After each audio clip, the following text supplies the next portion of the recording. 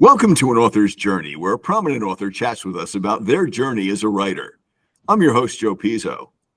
Our featured author today is children's book author David L. Harrison. This is part 2 of the interview we began last time. For those just tuning in, let me remind you that David L. Harrison is an award-winning children's book author who has sold millions of copies of his books. His works are anthologized in over 200 books. Yes, that's 200. Appearing in dozens of magazines, professional journals, and interviews in print and online. Being translated into 12 languages and being presented on television, radio, cassette, and CD-ROM. He is a keynote speaker, a workshop presenter, and an amazing raconteur whose stories are spellbinding. David L. Harrison, welcome to part 2 of An Author's Journey. It's great to chat with you again. Joe, thank you so much. I had a wonderful time in part 1, and I've been eager to reconnect for part 2. So thanks again for inviting me, and I'm ready when you are. We're going to jump right in. In our email correspondence before the show, you mentioned that, quote, Dick Allington told elementary classroom teachers that if they didn't have at least 100 books in their classroom that they knew their kids liked, they were failing as teachers. I agree that kids read just what they like best. As a poet, my job is to give them poems about subjects they like. They like animals. They like short lines. They like to giggle. They like poems that rhyme.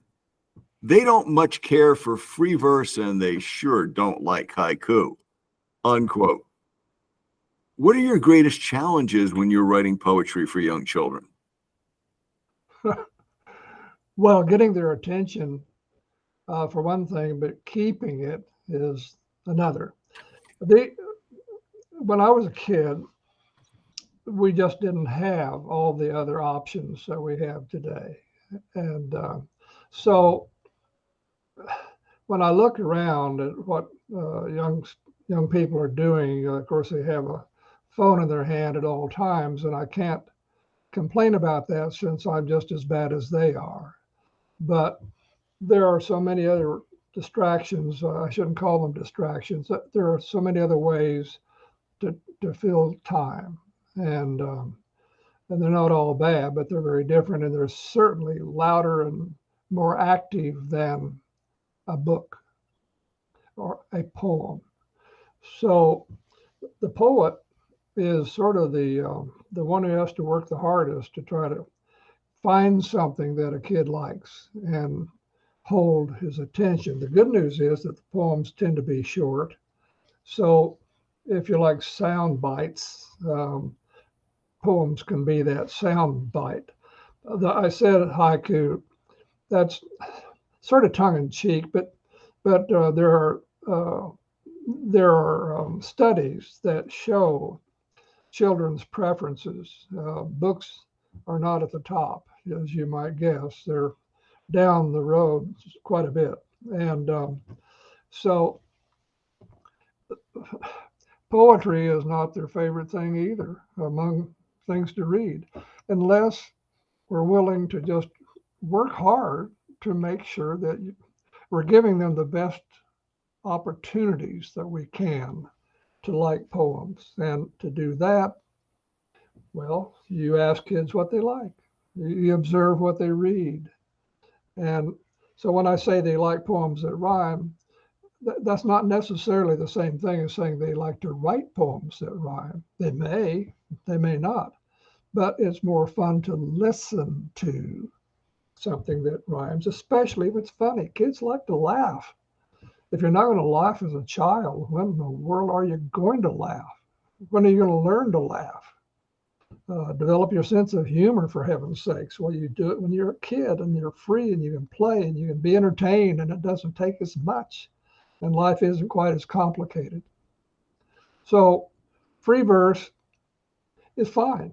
But people who write free verse, even funny people, tend to get more serious when they're writing free verse. I don't know why that is, but you have to be careful because if you don't have the humor or the lightheartedness or the interest, the subjects of interest, then free verse is just a hard way to go. And I I wrote, I don't know, a number of books in rhyme before I got brave enough to try one in free verse, and it turned out okay. I don't think it's sold that well, but these days I do both.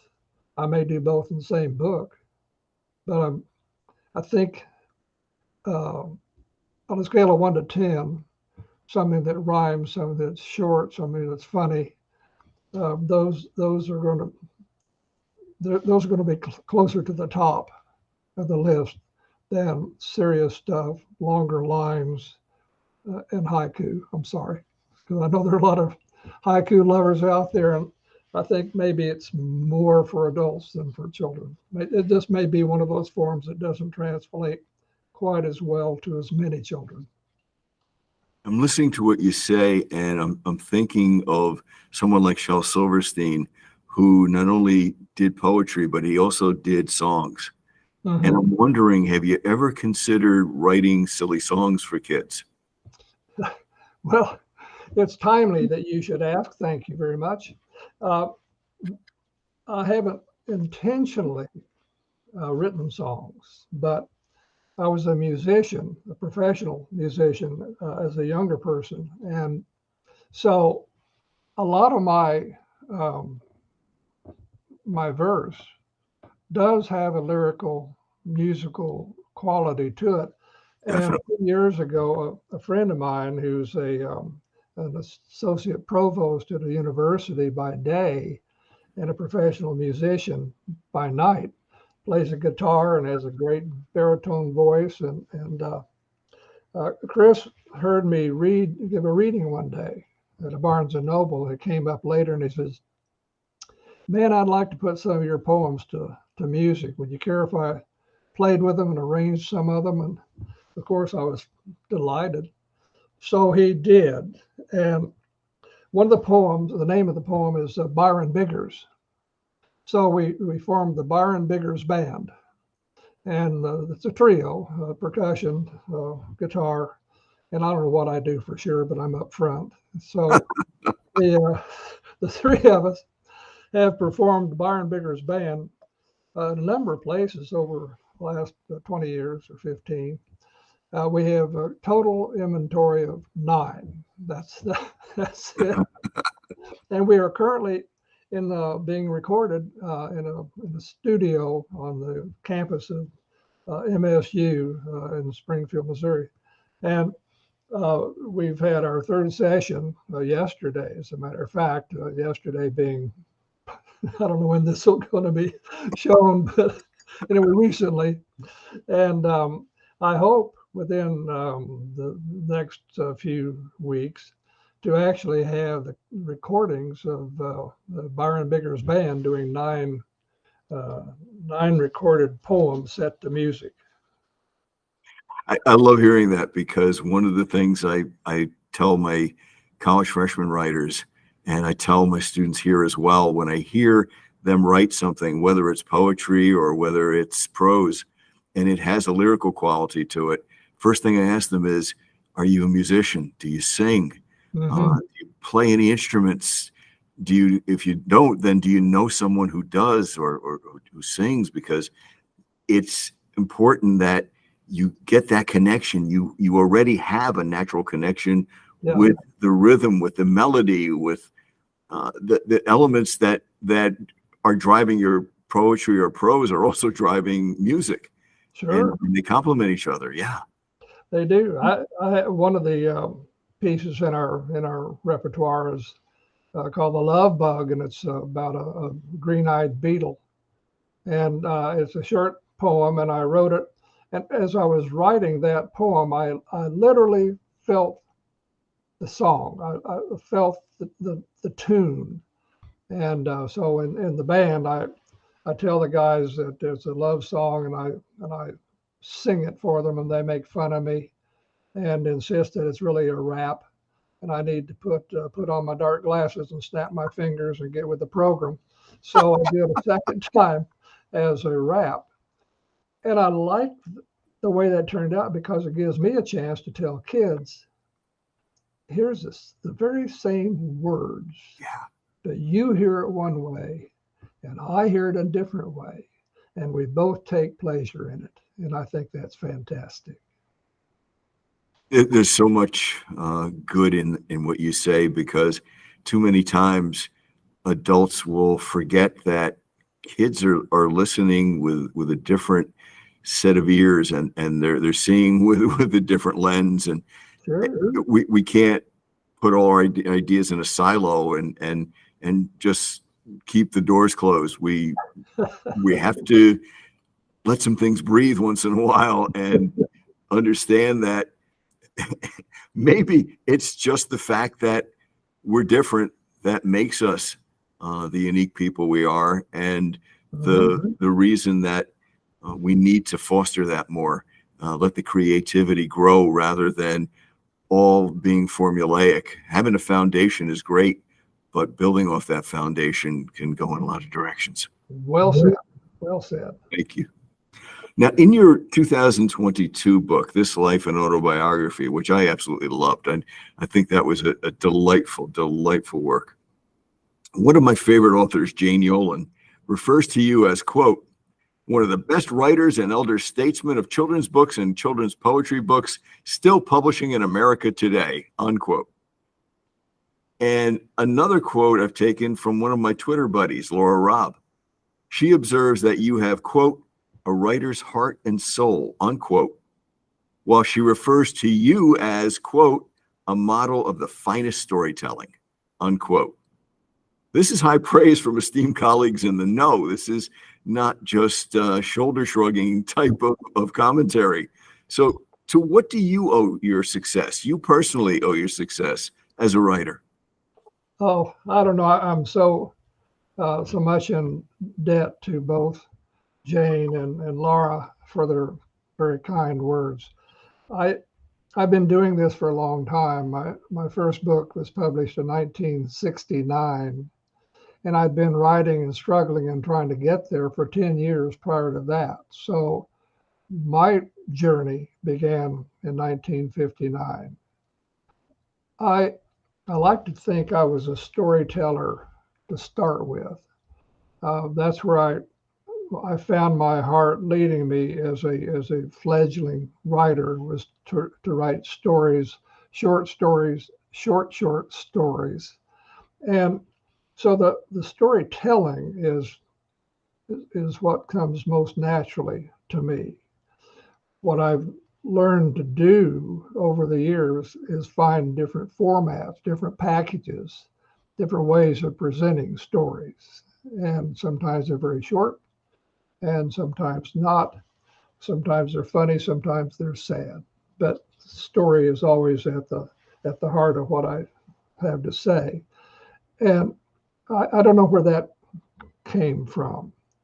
I was taught by example at a very young age the value of words. When I was 4 years old, my mother taught me the Gettysburg Address, and she made an Uncle Sam costume for me to wear and put me on stage at Grace Methodist Church in Springfield, Missouri, and I recited quite flawlessly, I'm sure, the Gettysburg Address to a crowd of adults who couldn't believe that a little kid had done that.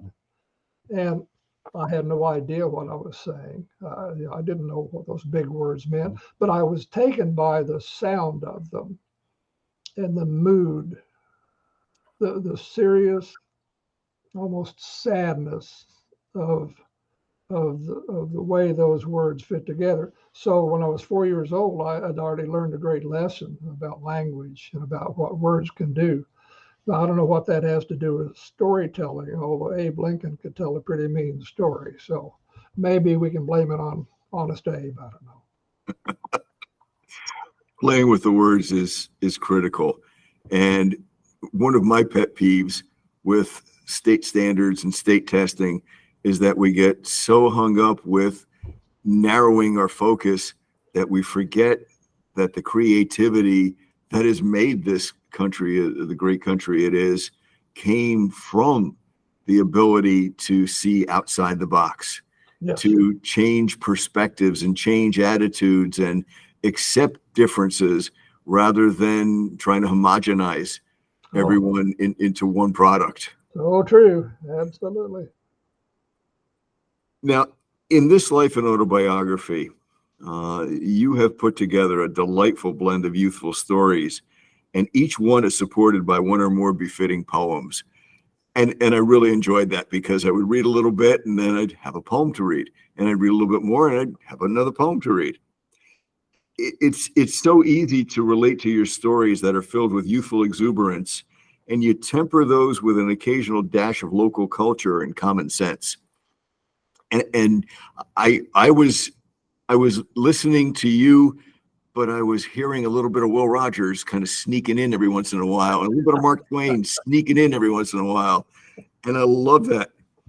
Now, is there a favorite story and an accompanying poem from your book that you'd like to share with us? And feel free to do more than one if you wish. Well, thank you. Thank you very much, Joe. I appreciate your kindness. It's yeah, I enjoyed putting that together and selecting poems to go with them. May I read? This is called "The Death of a Wasp," and it's a sad poem, but it led me to something else I'd like to tell you about. So this is the way it goes. I was in the kitchen one day and I found a dead wasp on the windowsill. Now, if I had found a live wasp in there, I'd have probably killed it, like most people. But this was dead, and so instead of feeling vengeful, I felt sorry for the wasp. Bumping at the window pane, he fought against the solid air that held him as a prisoner there. But all his struggles were in vain.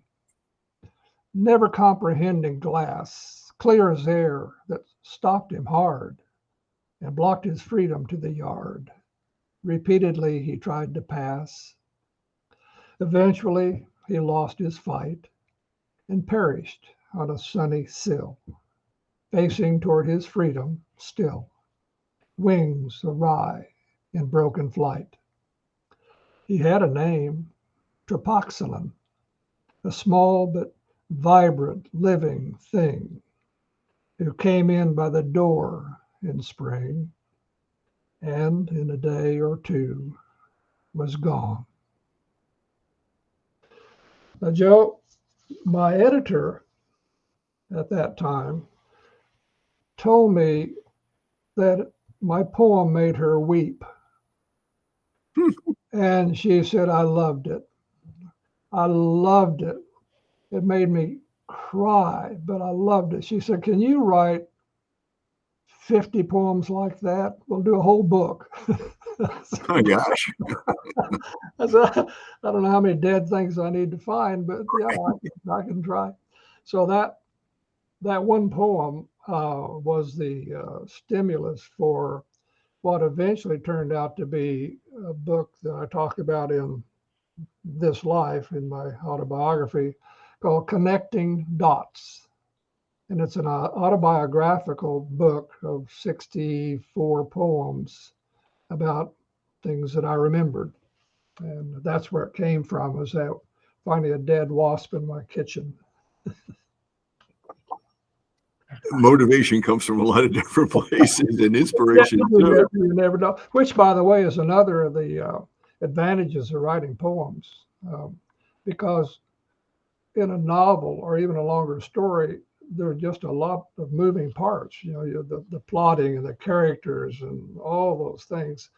Whereas in a poem can focus in on one thing, and so it's not as complicated. And you can see something or think of something, and that can become a poem, and some of them pretty darn good. Can't disagree with you on that one. Now, it seems that your creative writing teacher in college, Dr. Graham, helped you to realize that you have skills as a writer, which led to your desire to become a writer. And I know you have a poem entitled Revising, which is type of an homage to Dr. Graham. Would you care to share that with us? Well, yeah, thank you for asking. Yes, I would like very much to, because Dr. Graham saw something in me, as teachers do, in their students, that I didn't know was there, and changed my life. And I was a senior at Drury when I took this writing class that he taught. I graduated, went on to graduate school. He retired, went to live with his family in Florida, and died not long afterwards. So I was never able to thank Dr. Graham properly, although I used his name as part of a pen name in a dozen books later on. That was my homage to Dr. Graham. Nice. So, but this is in the book. When I wrote this one story in this writing class, and that's what he seized on and pulled me aside and told me I had a way with words, and he urged me to consider becoming a writer. So here I am thinking about it later. Dr. Graham says to keep it up. I'll become a writer. Me, a writer? No way. But wouldn't that be something? I slip out my story again, read his notes. He says I can. Shouldn't even be here, me, a science major. That's why I wrote about the wasp. I think he thinks I could. But teachers are optimistic, aren't they? I hold the story, read it again. What if I could? Who cares, right? Too many things to think about. Graduating, getting married, graduate school, me a writer? No way. But wouldn't that be something? Wow. It's a very nice tribute to someone who sounds like he had a great impact on you as a writer, but even more importantly, you as a person, by giving you that confidence. He did. And yes, thank you for putting it that way. He, as I say, he made a discovery that changed everything for me. Now, was Dr. Graham your first mentor, and have there been any others? He was my first mentor, and there have been no others.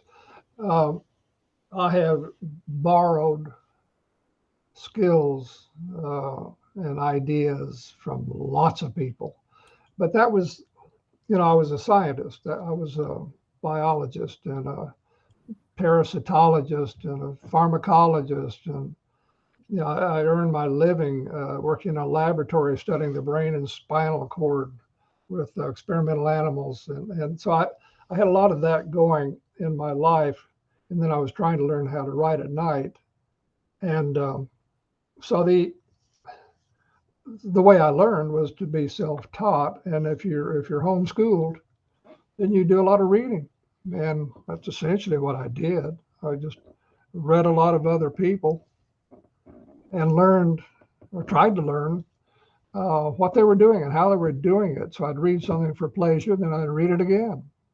And some books I read several times because I was picking for gold, looking to see what they did that maybe I could do.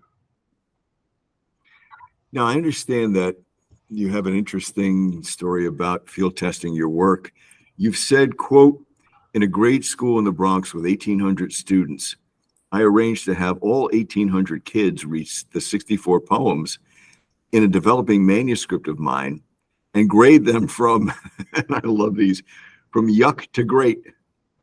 I made a lot of changes in the manuscript and learned to accept that what I think is good for kids may not always correspond with what they like," unquote. So is it therefore mandatory in your mind that authors of children's poetry must have a thick skin and an open mind? Thick skin for sure. Some kind of a mind that helps. Yes, that book happens to be the one I just alluded to a few minutes ago, the Connecting Dots. Right. And my editor was B. Cullinan, who taught at NYU, and was president at one time of International Reading Association. And she coincidentally was my poetry editor at Boyd's Mills Press. So she arranged for me to speak at this school in the Bronx, which was at that time the largest elementary school in America. It had 1,800 students. And so she and I got our heads together, and she said, what do you want? You'll be talking to these kids. I said, yeah. I said, I'd really like to have them read my work. I'd like to know by grade and by gender and by whatever, who likes what and who doesn't like what. I said, if I'm going to learn more about my audience, I need to know what they don't like of mine, because I can change that. And so it took the combined efforts and cooperation of all those teachers over a period of weeks. And they sent me all these grids. It took me forever to read them all, but I did. I was deeply grateful for it. And the yuck scale was well used. Some of these kids said too long, and others said things like, "This didn't make me laugh," and just brutally honest, short, pithy suggestions and comments. And so in some cases, I literally threw out the poems, and in others made changes that I thought would be more in line with what my young critics were thinking. So I learned a tremendous amount. I shouldn't say I didn't have any mentors. I did have had 1,800 of them in that grade. And kids can be brutally honest. Oh yeah, sure. They'll tell you what they're thinking, and they don't have that filter to say, well, maybe I'm going to. No, they'll just come right out and say, yeah, I love this, or this is really terrible. Sure, right. Now, is there one person, or are there more people from whom you've learned the most about writing for children? Well, in a way, my fellow children's writers have taught me, because remember, I didn't come from a writing background. I came from a science background. I had one writing class. That was when I was 21 years old, senior at Drury. And then I began writing short stories for adults. So for many years, 67 rejections in a row, I was writing for adults. So when I finally started looking at the young people as a potential audience for my work, I had to figure out what was going on. And what little training I did have was for an adult audience. So I read a lot of books by just outstanding writers who have chosen, as I have, to write for young people. And so I think same process. It's just a matter of learning by reading and going to conferences. After I got a little bit more skilled, I began to speak at conferences, began to give workshops of my own. And again, if you're going to tell somebody else something, you need to bone up on what you're going to say. So that was another way of learning through getting myself in a fix and having to. Former student Jane Carapezzi, when I had her, she's now Jane Pillimer, who wrote a children's book. And I had asked her about the challenges of writing children's books. And what Jane said to me was very interesting. She said, a lot of people think that a children's book is a simple thing to write, but it's very complicated. There's a formula. There are so many pages that have to be included. And it takes a number of attempts and a long period of time for that to come to fruition. And not everyone is accepted because the product has to fit the intent and the intention and the age range and all different kinds of things. So it's not an easy task by any means. Here's one, Joe. I'm going to take this from the book Connecting Dots, since we've been talking about that. Connecting Dots, Poems of My Journey. And here's I was 13 years old when this memory now occurred. And it's called Some Things You Don't See Coming. Something happened over summer. Girls are looking different now. Hard to say exactly how, but other guys have noticed too. Seems like all we ever do is sneak looks at girls. Makeup, maybe? Clothes? Perfume? How they walk across the room? Can't explain. I only know, haven't told another soul. I think I'm liking girls. Others said things like, this didn't make me laugh. And, just brutally honest, short, pithy um, suggestions and comments. And so in some cases, I literally threw out the poems. And in others, made changes that I thought would be more in line with what my young critics were thinking. So I learned a tremendous amount. I shouldn't say I didn't have any mentors. I did have had 1,800 of them in that grade. And kids can be brutally honest. Oh yeah, sure. They'll tell you what they're thinking, and they don't have that filter to say, well, maybe I'm going to. No, they'll just come right out and say, yeah, I love this, or this is really terrible. Sure, right. Now, is there one person, or are there more people from whom you've learned the most about writing for children? Well, in a way, my fellow children's writers have taught me. Because remember, I didn't come from a writing background. I came from a science background. I had one writing class. That was when I was 21 years old, at senior at Drury. And then I began writing short stories for adults. So for many years, 67 rejections in a row, I was writing for adults.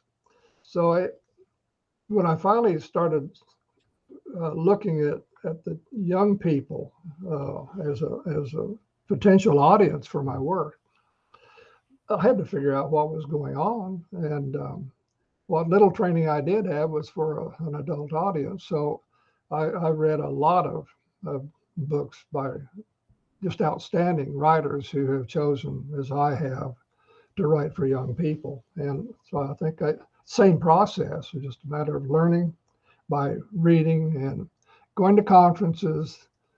After I got a little bit more skilled, I began to speak at conferences, began to give workshops of my own.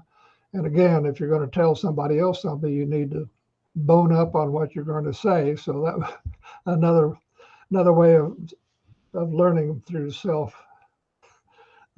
getting myself in a fix and having to work my way out of it, or learn my way out of it. What are the steps that you follow when you're ready to put together a children's poetry book? Because it can't be something that you do in a weekend. No, it's far more complicated than people who haven't tried it yet assume that it would be. When you say write for children, well, that's which children? There's an ocean's width difference between a first grader and a third grader. Exactly. So if you think you're a funny guy, to whom are you funny? If it's a kindergarten or first grader, all they understand is slapstick. Somebody falls down, they laugh. But by the time you get to the third grade, they're beginning to want to tell you jokes. And they get these ridiculous joke books. And they read to you some jokes, and then they start making up their own, and they're just awful. But they're learning a sense of humor. By the time they're fourth, fifth grade, they've got the humor down. Now they're working on sarcasm. So, as each age changes, so do their likes and dislikes. So do their capacities for learning, and and their interests. My goodness, the interest differences between a third grader and a sixth grader. Can you imagine? Well, yeah, if you have kids or if you ever were a kid, you know. So it just isn't like writing for children. You have to pick a market. You have to pick a general age range, and then what do they like at that age range, and so on. So it's complicated. Sometimes the research, the preparation takes longer than the writing. When you finally know what you want to talk about, by then you've done a lot of homework, and that's what I try to tell people is that when they ask me how do you write for kids, I say I don't know. Which one are you talking about? I'm confused right away because there's a lot to do, and it typically takes from the time I get an idea to the time I'm holding that idea between covers, about 5 years on average. And that's why I usually have several books going at the same time because I don't have time to wait 5 years and then start another book. I want to ask you this, but I'm listening to what you're telling me about the writing and the structure of it, and how it's not the easiest task in the world. And I'm trying to think of the aspiring writer who starts sending things out and is getting those rejection notices. What do you say to someone who is getting rejected in the early stages, as you experienced, as everyone who writes experiences? Is there any silver bullet you can give them to make it through that difficult time? No. That's probably best advice. No, I say that with a smile, but uh, there's just no easy way. There's no shortcut. Once in a while, I've had people ask me if I could tell them, recommend any publishers that like beginning writers. I said, well, not really. They're business people. Yeah. They publish books in order to make a profit. So they're going to go with the kinds of books that they think will make them the most money. Now, that doesn't mean that every single one has to be that way. They like to introduce new writers, they like to introduce new ideas, but they still have to have that bread and butter coming in. And so they're going to go with their stars and going to go with what's hot now. And that's going to change. So that's another aspect of becoming a writer for young people is you need to follow the trends too. So when you get rejected, it can be for any number of things. One could be that you're a terrible writer, and if you are a terrible writer, join the crowd. At one point or another, we all were. Learn to ice skate. Some of those people you see out there doing wonderful things on ice skates fell down every time they got up when they first started. So what's the big deal? You have to learn. It could also be that you wrote the best possible story for the wrong editor. That editor happens to represent a publisher who's just basically into nonfiction, and you sent them a fiction story. So you need to kind of do some homework and learn what your publisher is looking for. So you can be turned down for all kinds of reasons. So do not take it personally. You're in small business. You're a small business person, and you have to analyze your failures and try to figure out how to turn some of them into successes. And we all get turned down. I still get turned down. Ooh, I hate to be turned down, but at least I know why now. And I haven't totally crossed off being a terrible writer. That's still a possibility, but I'm gaining on it.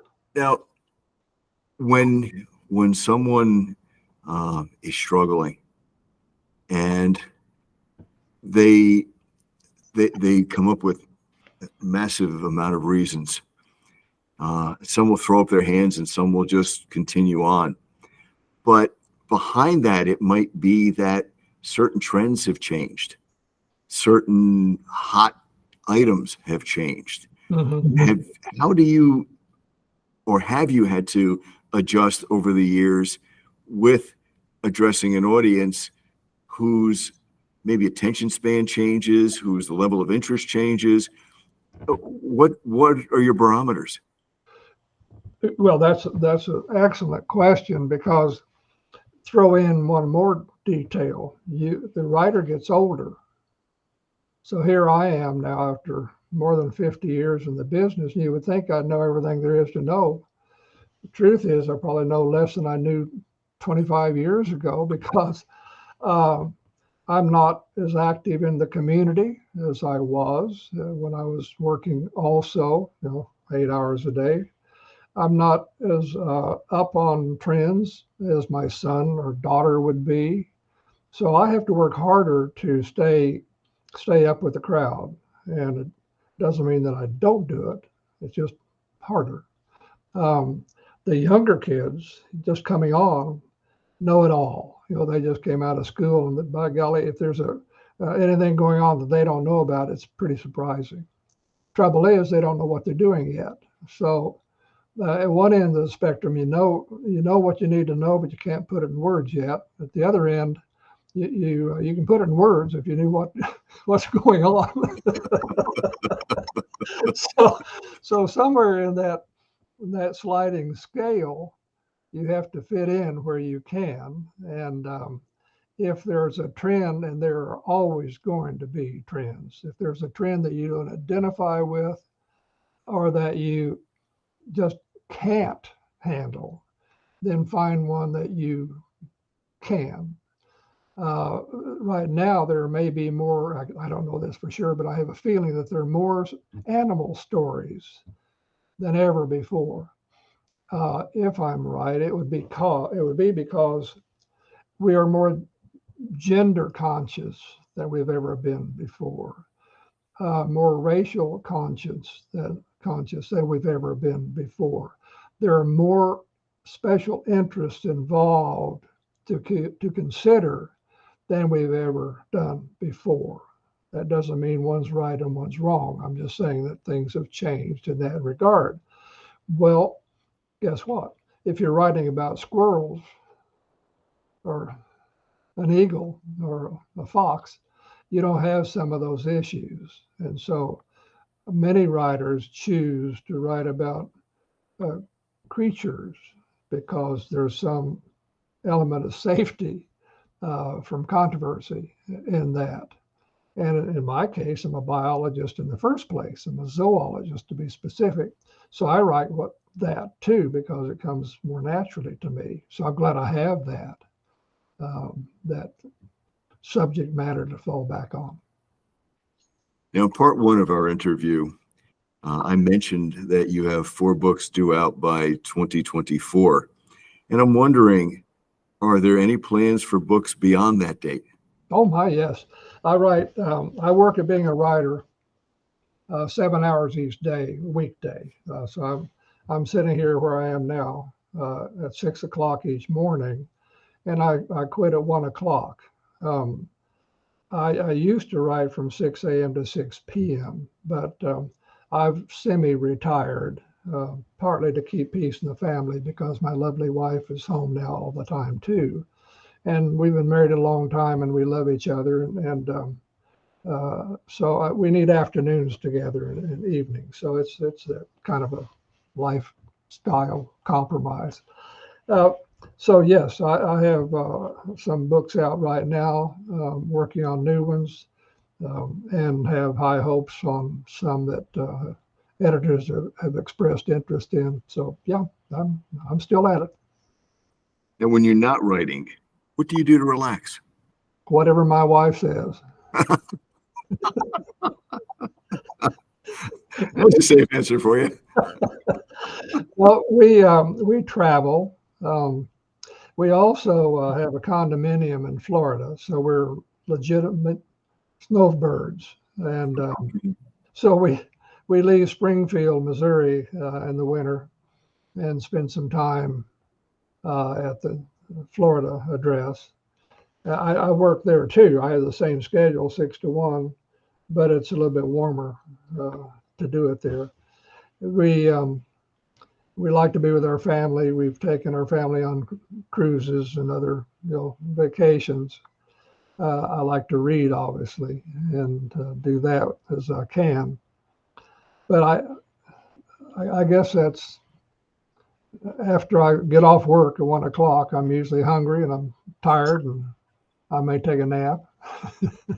Those are always good in the middle of the day. If you weren't going to be a writer anymore, what would you do? Well, of course, I was something else. I was my first occupation was as a scientist, but I got into pharmacology, which is what, I was one of those people who studied the impact of new organic compounds on laboratory animals, usually mice, looking for the next muscle relaxant or the next stimulant or whatever we were looking for. And I didn't care for that as much as I might have had I gone into oceanography or some other form of biology. So I probably chose poorly on that first job, but I was desperate. I needed work, and that came up, and I took it. So I could have been a scientist lifetime, and I think I would have enjoyed that. I think I would have liked to be an architect. So hard to say, but the architect probably would be my second choice to science. Now, I know that you have a couple of poems at hand, and I think it would be absolutely wonderful if you would read one or two of those to us, and maybe even comment on how you got your motivation to do those. Okay, thank you for asking. Now, I'm listening to that, and I'm hearing music in that poem, and I'm waiting for the chorus and the bridge to the next stanza. Okay, here, do I have time for another one? Sure.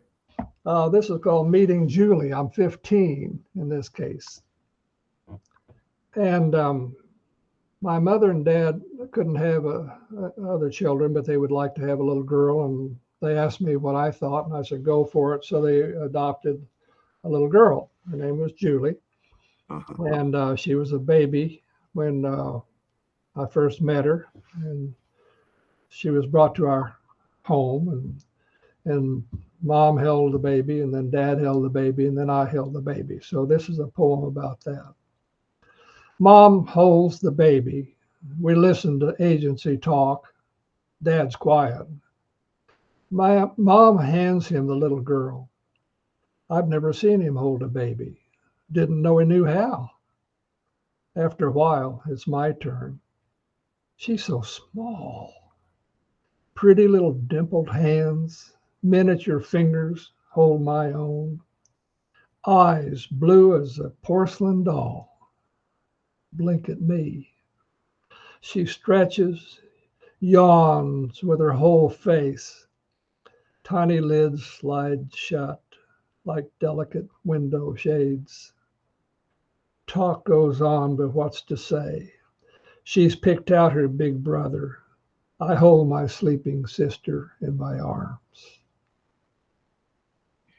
When My Life, an Autobiography, comes out as a movie and you're holding the baby, that's the voiceover being read. Joe, may I read one more? Please do. I'm 65 when I was 65 when I finished this book, so it spanned my earliest memory at age 3 up through I was 65. And this one I have a hard time reading sometimes without weeping a little bit, so I'll try anyway. It's called Night Songs. As starry hours sleep, Night Songs. As starry hours slowly sweep, we turn together in our sleep. Sometimes I wake and watch her there in rumpled sheets and tangled hair, pillow tucked beneath her head, breathing near me on the bed. A quiet every night event, then drift away again, content. Outside in dimly shadowed light, voices thrum away the night, and as they sing their ancient themes, we mingle in each other's dreams. Time moves slowly, slow and deep. We turn together in our sleep until the morning comes, and then she wakes, and life begins again. That's very powerful. Thank you, Joe. Thank you for sharing that. I know it means a lot to you, and I can hear it in just the way you read that. The sincerity comes through, and the love comes through. Thank you very much. Okay, now this almost seems to be counterintuitive, but since we're wrapping up, I'd like the folks to be able to reach out to you if they wish. So I know in part one we talked about this, and maybe we could just mention again how folks who wish to reach out to you may do so. Yes, thanks to the internet, I'm all over the place. I have a blog, David L. Be sure to use the middle initial L. I do that for a reason, because there are lots of David Harrisons around the country, and some others who write. One I know is an attorney somewhere, but anyway, David L. Harrison. And you can look up my blog, and I post on it every day, and almost every day. And there's a way there you can reach me. I'm on Facebook, and again, you can reach me there. And then I have a website, davidlharrison.com. And that's my website, and you can go there and you can find out a lot about me if you choose to. Books I've done and journals, and the writing part, and some of the activities and awards. I've been blessed with some awards along the way, and also a way to and what I talk about, some of the topics of my addresses and talks and speeches and whatnot. So, and a way to email me there too. Thank you, and I'm sure that you'll have some folks reaching out to you.